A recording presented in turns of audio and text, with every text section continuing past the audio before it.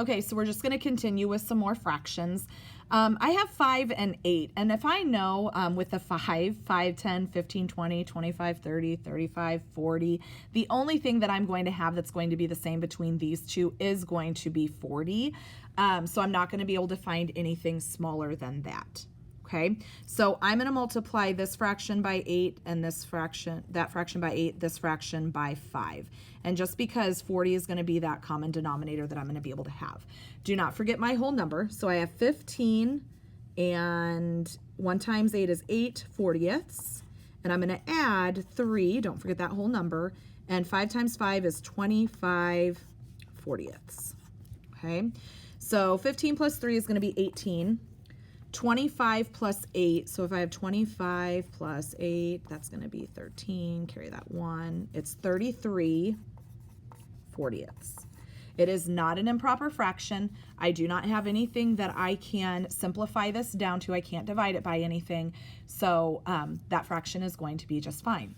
This one is the same thing, 5 and 8, so I'm just going to multiply these fractions again. And I have 15 and 25 40ths, and I'm going to add 5 and 16 40ths, and that's just because I had 5 times 5 and then 2 times 8. So I'm going to add 15 plus 5 is going to be 20, and then if I add 25 plus 16, 2, 3, 4, I get 41 40ths. Now, I already know that this is not going to be okay to leave that because it is an improper fraction. So I want to convert this. Oops, I did that the wrong way, guys. I'm sorry. Talking and writing numbers wrong. 41 divided by 40 goes in 1 time.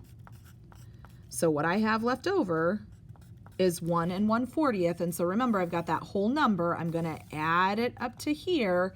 And so now I've got 20 plus 1 is 21, and then what's my fraction is 1/40th.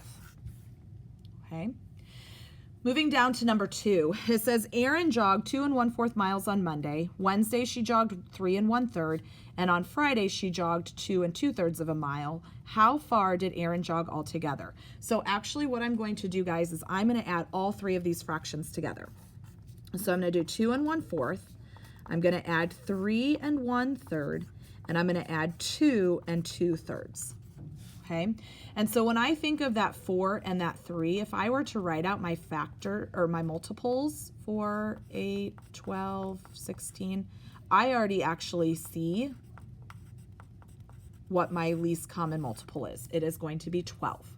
Okay, so what do I need to do to this fraction? Multiply it by 3.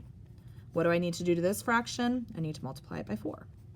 What do I need to do this fraction? I need to multiply it by 4 as well.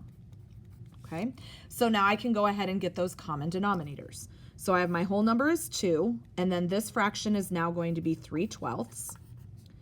I'm going to add 3, and this fraction right here is going to be 4/12. And I'm going to add this fraction right here, and that's going to be, or multiply it out to add it up to here, it's going to be 8/12. Okay, so now I can go ahead and add my whole numbers. So 2 plus 3 plus 2 is going to give me 7.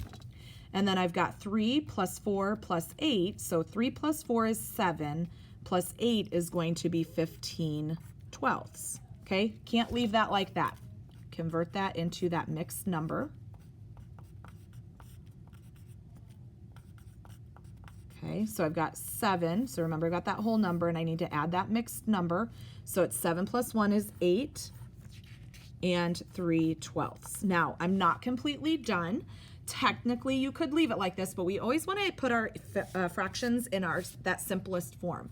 So when I think about the number 3 and I think about the number 12, what could I divide this number by that I could also divide this number by to make it smaller? And what I can do is I can divide 3 by 3, and I can divide 12 by 3. So 3 divided by 3 is 1. 12 divided by 3 is 4. So this fraction right here is actually that. So she has jogged 1 8/4 miles altogether.